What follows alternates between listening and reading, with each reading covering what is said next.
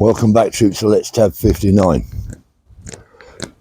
So, I like to chat about forgotten wars or forgotten conflicts, stuff post Second World War, so after 1945. And because I find some of them quite interesting.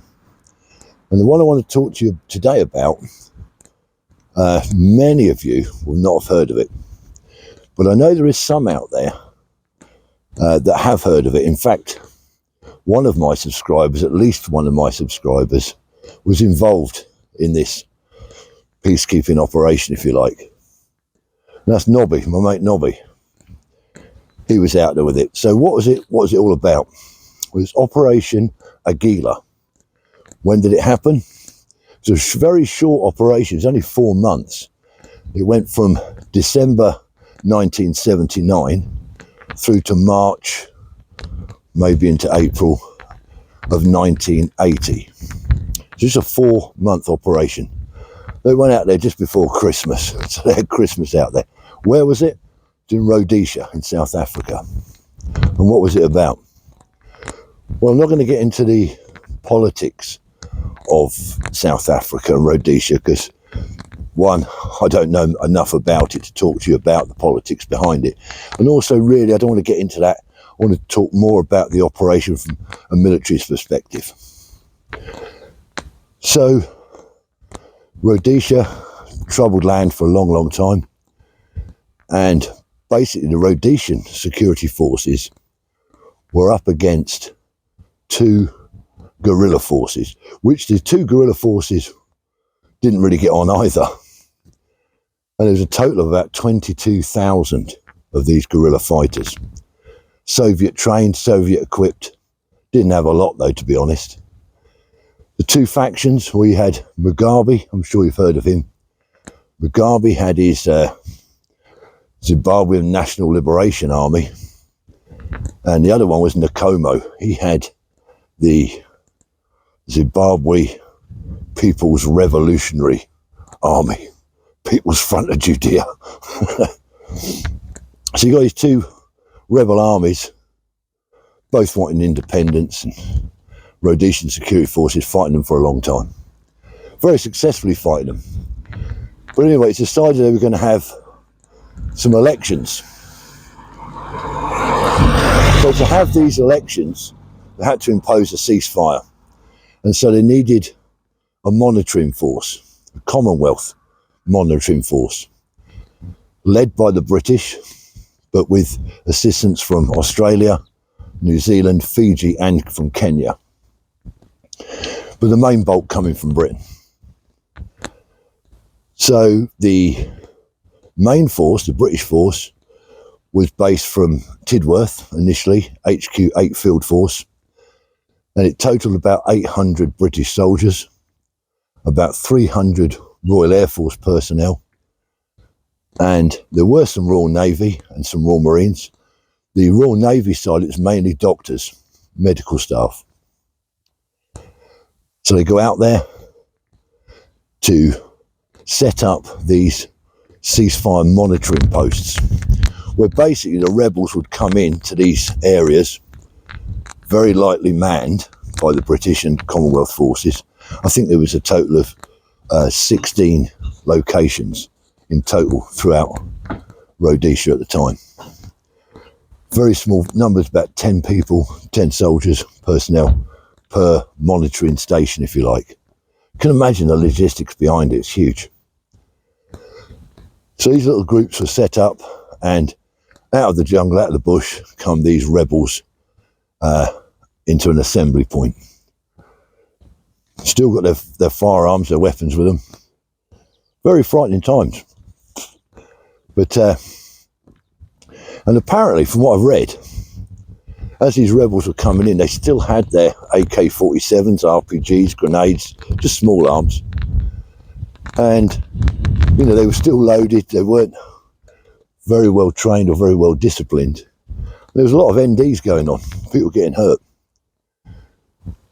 Talking of casualties, from what I've read again, I believe we had 5 deaths.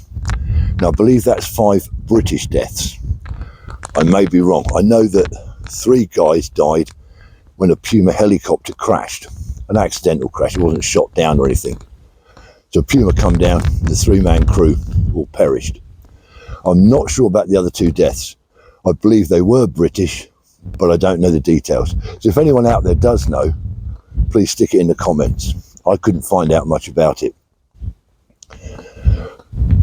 So it was a dodgy old operation, because there you are, just a 10-man monitoring team out in the jungle at one of these collection points, if you like, for want of a better word. And out of the bush have come in these quite heavily armed, with small arms anyway, rebel fighters, guerrillas fighters. And you've got to keep an eye on this lot. Many of them hadn't eaten much, so the Commonwealth Monitoring Force had to sort of cater for that, to save medical staff out there. It was a really hastened operation, and it doesn't get talked about very much. And you can argue, yeah, okay, not a lot happened. It wasn't a war like Malaysia or Borneo. It wasn't one of those sort of conflicts where you're actually fighting other troops, offensive operations. This is a peacekeeping mission, but they can be amongst some of the dangers at times, because you're under a lot of restrictions and you're likely armed yourself. I think each of these teams had 1 GPMG, the rest probably just had SLRs, maybe SMG. This is 1980 we're talking about, before SA-80 days. So the ceasefire went through, which led up then to the elections, and then the Commonwealth Force withdrew from Rhodesia. As I say, 5 casualties, death casualties as we know. Many of you wouldn't have heard of Operation Agila. Now, after the conflict, after the success of that mission, if you like, and the Commonwealth Force withdrew, and the guys got home, they were issued the Rhodesia medal from the Queen. Queen's head on the front. It's a very rare medal. It's believed there was only 2,500 medals issued. So say it was 800 British soldiers, 300 RAF personnel, and a handful of Royal Navy and Royal Marines. And of course the Commonwealth units that were there, the New Zealanders, Australia, Kenya. It's only 2,500 medals. Some civilians were given the medal that helped obviously with the logistics side maybe, or the clerical side, and also some police officers. There was some British police went out there to police it, I suppose. Not a lot of information on that. They received the medal too. Interestingly, after that, the Zimbabwe Independence Medal was given to all those Commonwealth Monitoring Force personnel that were there.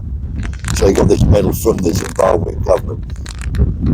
But the British weren't allowed to wear it, allowed to receive it. It's a bit like what happened in Gulf War I, when the Saudis gave a medal out, and so did the Kuwaiti. They gave a medal out, and the Brits were told, you can't wear it. You can accept it as a gift, you can't wear it. The same thing happened out in Rhodesia. Now, because the Rhodesia medal that the Queen gave the Commonwealth forces is so rare, it's only 2,500 issued.